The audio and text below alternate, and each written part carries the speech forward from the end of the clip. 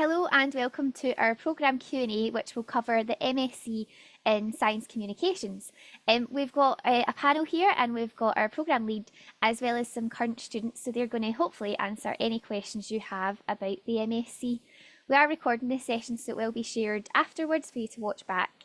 So Anna, would you like to kick off and introduce yourself? Sure, no problem. So hi everyone. Welcome to the session. I look forward to meeting you all next year. So my name is Anna. I am the program lead for Science Communications. I come from a physiology background, of all things. And when I started teaching, I took an interest to science comms and slightly changed the way I was doing things. And here I am leading this program for you guys now. Great. And Amy? Hi, I'm Amy and I'm a student on the MSc Science Communications. I studied biology previously, molecular biology, and then came to Glasgow to explore my options, and I'm really enjoying my time on the course. Great. And Hannah? Hi, so I'm also a current student on Science Communications, currently really enjoying it. My undergraduate was a bit different, so I did a bachelor in geography. So I'm really enjoying kind of getting to do different kinds of sciences on this master's course, especially like the medical kind of things. And yeah, currently enjoying it so far. Fab. And Anna, would you like to give us a bit of an overview of the MSc Science Communications? Absolutely. So Science Communications is a master's program that runs over a full year. So the first semester is more of an introduction to science, because students might come without a science background or not really know how to read scientific papers and so on.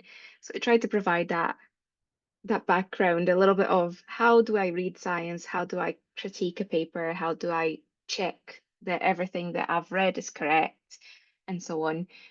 So that was the very first course, very first introduction to the program. And then students move on to learn about using generative AI for medical and science communications. So we have experts that come in and teach on the course, and you learn how to create effective prompts and how to learn about the bias or ethical issues around AI. Semester one concludes with science journalism. So you learn about writing journalistic pieces, features, and so on. Semester two then kicks into high gear with public engagement and social media. So their bigger focus is social media and public engagement. And then there's a course taught by experts on the field in medical communications, which is actually the one that you guys are currently attending just now and learning more about. Once semester two is concluded, you get put into your project where you work throughout the summer with a supervisor chosen by yourself.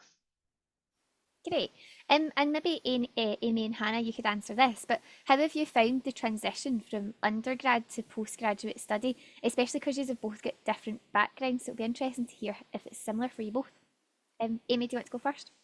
Yeah, I think that the course made it really accessible, especially with the first module was scientific writing. So it kind of took everyone back down to basics and we rebuilt up our knowledge of how to approach things. I think for me, I was worried about the kind of assignments because it was so different from what I'd done at undergrad. There was no more lab reports. It was a lot more essays and creative writing, but there was so much support with each assessment that any issues were kind of squashed right at the start. And there was certainly a lot more support than I found at undergrad. I think that comes with being like a smaller cohort as well and getting to know the staff a lot better. It's been really, really helpful. So the transition was a lot smoother than expected.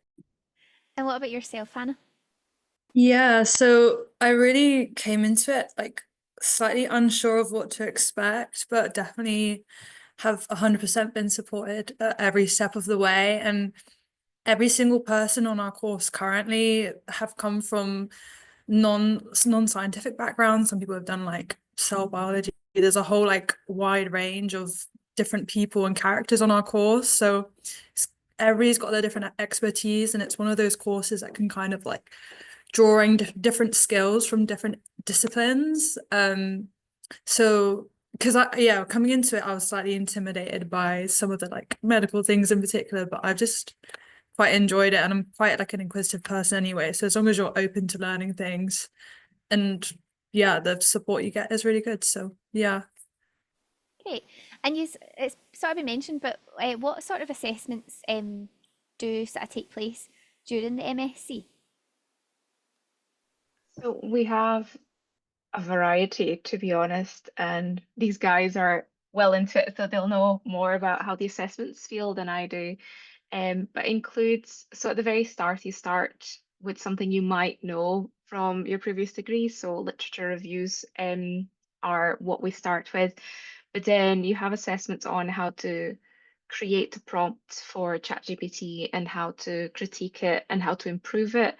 Um, there's group work, so these guys have had to create videos in groups for social media. Podcasts as well are a strong assessment. And right now they're in public engagement, so they're going to develop an activity that will be delivered to the general public as part of an event, and they'll reflect on how that event went and what could be improved for the future based on the evaluation that they get from participants' feedback. So I think there's quite a variety. I'm not sure how it feels to them, if they want more consistency or not, but I quite like that variety as an assessor as well. Hannah, Amy, have you enjoyed the variety, or would you rather less? I think it's really good, especially kind of looking at jobs with an eye for that.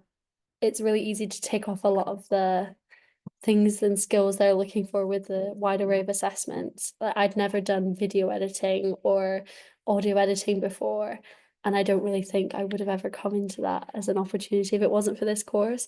But then looking at a lot of communications, science communications jobs, that's something they're looking for. So it's been really helpful in that sense. Anything you'd like to add on to that, Hannah? Yeah, I was just gonna say as well, like I really appreciate the variety kind of side of things, because if I wanted to go back and do my undergrad again, like I think I'd just be bored if I'm being honest. So it's like, everything is a bit different, and even though sometimes it can be challenging, you're always learning something at the end of each assignment. And yeah, there's so many transferable skills and things you just learn kind of I want to say on the job, but it's not a job, on the course. We know what you mean. And how have you found the sort of workload? Because some of the courses for some programs run at the same sort of time, and you've maybe got assessments due week after the next. So how have you managed your time really? Have you found it easy enough to do? The assessments have been really well spaced, at least in my opinion. And on each course, they've been really adaptable with deadlines if we have had a period of time that's been really busy. I know that extensions have been like I've had an extension for a course before, and they've been really lenient with that as and when needed. So it's been quite supportive overall in that sense. No one's felt like, as class rep, no one's come to me saying they felt really under pressure with deadlines. Everyone seems to be handling it pretty well. Yeah, I was just gonna add as well, like just the nature of the course, it's so small anyway. So like if you've got like an individual requirement or need, you're well within your right to ask for like some kind of support or like help from whether that be Anna or somebody else on the course. Like everybody's very collaborative in that way. And yeah, like management of deadlines and stuff, I suppose they're just skills that you learn from any kind of degree, like project management skills that you can just replicate and yeah, carry on with in your masters. Yeah, and the research project is such a big part of any master's programme. Anna, could you tell us a wee bit about the process of that? So how students go about choosing their topic, when all that sort of happens? We're actually in the middle of choosing the projects for this year. So these guys have just had their opportunity to pick the projects. So we release a list of projects from supervisors that are interested in offering something, and then the students pick their 5 top choices. And now we're going to partner up with the supervisor so that they can start discussions if they want to ahead of time. Projects normally start around May, mid-May. It's across school. It's a standard date for everyone, and they last 3 months. So the projects for this program are a bit different from most science degrees. They're more on the problem solving skills. So really the project can be built by the student and supervisor. So you can collaborate with your supervisor and tweak things as you go along. I was actually just having this chat with you guys last week, so you can make it more of a literature review. Like half of this dissertation could be more of a literature review, and then the other half can be producing the communications based on what you've learned from a science topic of your choice. So you can investigate a topic, like imagine cancer research, investigate that topic in detail, and then you can prepare the communications that you would maybe like a YouTube video or blog posts, magazine articles, and so on. You can also work with your supervisor instead on maybe delivering activities for Glasgow Science Festival. That's a big thing here in Glasgow. If you want to have more of that public engagement side of things being your emphasis. There's a project where students can actually just work on the communications that we have for the program itself. So you can develop podcasts and social media posts and YouTube videos and so on to try and promote the science being done around the university using our own communication. So it's really a problem solving. You do have to submit a dissertation at the end, but any content that you create is counted towards your word count, so you don't have to just write a massive dissertation. No, that sounds really interesting. I know from speaking to students, it's always something that they say is like their sort of favourite part of the MSc. So yeah, exciting times to come. We're always asked, is it possible to manage a part-time job alongside your studies? So maybe Hannah, I don't know, have you got a part-time job? And if you do, how are you finding that? I don't currently have a job, but especially over the summertime, I'm Yeah. going to try and get a job. I think at least for this degree, what I've experienced is that it's definitely possible to manage doing a part-time job. Maybe not crazy hours, maybe Yeah. just like one day on a weekend, or kind of more like flexible style working is definitely something you could like do at the same time, in my opinion. I'm like a huge, so I'm involved in quite a lot of society things, and I love my sports and everything, so that takes up some of my time outside of the course, and I always Yeah. have time for that, so I'm never like crazy stressed about anything in that way, if that answers your question. Yeah. Amy, what about yourself? Yeah, similar to Hannah, really, I don't work at the moment. I hope to over summer. And I do volunteer coaching for some sports. So that's kind of a commitment that I have to like maintain and uphold. But I've had no issues staying with deadlines, even with, weekends away for that and whatever else. So I think it definitely is manageable. We haven't had a week that we've been in 5 days, full days. So I feel like you could definitely, with the right manager, probably organize a work schedule that worked really well around the degree. Okay. I was actually going to ask, oh, actually, outside of your studies then, there's so much opportunity for students to get involved with. I'm always amazed at the emails you see. So you mentioned, Hannah, the different societies that you're part of. Could you tell us a wee bit about that? Probably too many societies, but I think so. I took a year out before coming to Glasgow, and I was back at my hometown, and my brain was kind of dead because there was so little things to do. So I felt like when I moved up here, I was like, I'm going to do everything. So one of my favorite societies that I've been working with is the Filmmaking Society. And I've been able to do like casting directing for some of their films. And it's actually so enjoyable. It wasn't even a society that existed at my old university, so it's quite a novel thing to do. And also as well, it kind of oddly links into some of the modules that we did on this course, say like digital media. A lot of the communication things have kind of a slight link there. So it was one of those that I was kind of getting some personal enjoyment from, but also kind of linked to communications in general, if that makes sense.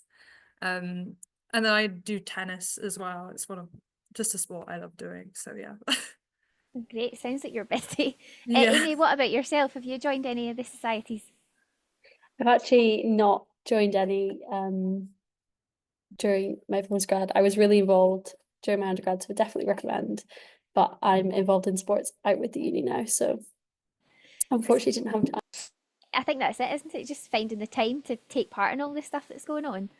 And then after the MSc, Anna, what sort of jobs should students expect to go on to? Oof, there's a wide variety. So, from last year, the students that just graduated have gone into medical communications careers and social media communications as well. Um, you come out with training to be anything from science journalists to be a medical communications or medical writer. Um, so the way we envisage this program is training these guys to be freelancers or science communicators, medical writers, copywriters, social media managers, and science topics. And we hope that we're giving you all the tools to then go on to that. Okay, and Hannah and Amy, is it too soon to say what you want to do after this? Are you just getting through it, or do you have an idea? Hannah, you're on mute, Or I'm sorry. muted. I was just going to say, just in general, if you look at, I don't know, 90% of job applications, somewhere in them they'll say something about communication. And I think irrespective of what kind of career or route that you take after graduating from this degree, having just like a science communications degree will definitely enrich your CV in that way. That was one of the like key drawers of why I wanted to do this course in the first place. But yeah. Yeah, I'm a bit more really hoping to go into medical communications and probably medical writing. So fingers crossed for that. But we're doing that course at the moment, so that's been helpful. Exciting. We should pick up with you in like 12 months' time, see where you are. And this is probably our last question, but is there anything students can do to prepare for the MSc, or do you have any advice for them? Anything you wish somebody had told you? I don't know. Anna, would you like to go first? Um, you ask me that question every year, and I never have an answer for it. I really don't see a way to prepare for the program because we really try to build, especially the very first course, to be that preparation in engaging with science. I'd say one good thing to do might be to keep up with topics. So keep an eye on the news, see what's going on in the science and tech world. Um, and then it just gives you that little something to know what's going on around the world and just start looking at how things are written or communicated. Maybe if you engage with social media, look at how they're engaging with you, look at how they're keeping your attention honed in there. Um, and yeah, it's really just see what's going on and keep up to date. And Amy, Hannah, is there anything that you wish you had done, or anything that you've done that you would recommend doing? Yeah, I think just similar to what Anna said, keeping up with areas that you're interested in science, especially with the first few assignments, you can kind of tailor to your interests. So if you have something that you're passionate about and have a good knowledge base on it, will probably make that a lot easier. I know that I had to kind of go back and look over stuff that I'd kind of heard about.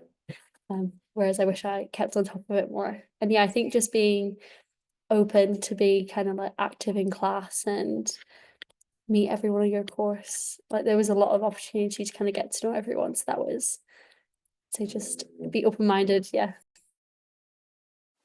And Hannah, what about yourself? Any advice?